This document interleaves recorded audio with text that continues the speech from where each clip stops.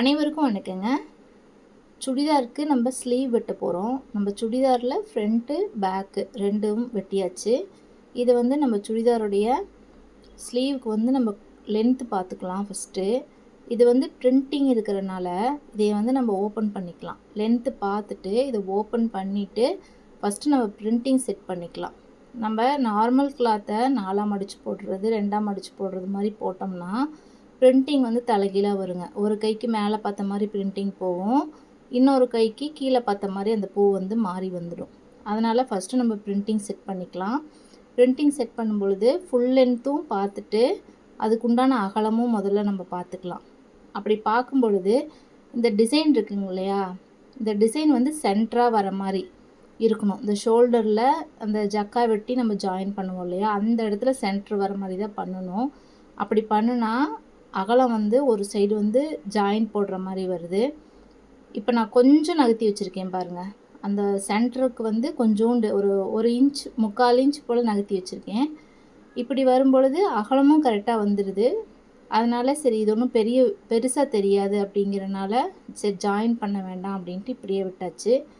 இப்போ நம்ம கீழே மடித்து தைக்கிறதுக்கு வந்து மார்க் பண்ணிவிட்டு ஃபுல் லென்த் மார்க் பண்ணிக்கலாங்க. கர்வ் பண்ணி வெட்டுறக்கு மார்க் பண்ணிக்கலாம். இப்போ கையோட அகலம் வச்சுக்கலாங்க. இப்போ இது வந்து பார்த்திங்கன்னா காட்டன் அப்படிங்கிறனால தண்ணியில் போட்டால் சுருங்கும். இப்போ நமக்கு தேவையான அளவு வச்சு வெட்டுறோம் அப்படின்னா தைச்சி போடும்பொழுது ஃபிட்டிங் கரெக்டாக இருக்கும். போட்டுவிட்டு அப்புறம் நம்ம தண்ணியில் போட்டோம் அப்படின்னா கண்டிப்பாக அது கை வந்து நமக்கு டைட் ஆகும். அதனால் 2 ஸ்டிச் போட்டுக்கலாம். நமக்கு வந்து டைட் ஆகுது அப்படிங்கும் பொழுது ஒரு தையல் நம்ம பிரித்து விடுற மாதிரி நம்ம செட் பண்ணிக்கலாம். அப்படி இல்லை அப்படின்னா நம்ம தைக்கும் பொழுதே ஒரு தையல் கொஞ்சோண்டு லூஸ் வச்சு தைச்சிட்டோம்னா ஃபஸ்ட்டு போடும் பொழுது ஒரு துளி லூஸாக இருக்கிற மாதிரி தான் இருக்கும். தண்ணியில் போட்டுட்டோம் அப்படின்னா அது வந்து கயிறு நல்லா ஃபிட்டாக இருக்குங்க. அதுக்காக ரொம்ப லூஸ் வைக்கக்கூடாது.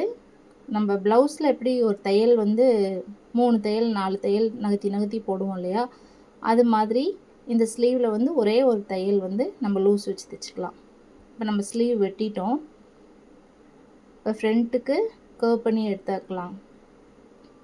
இது எடுக்கும் பொழுது இந்த நல்ல பாகமும் ஒன்றா போட்டு எடுக்கணும்.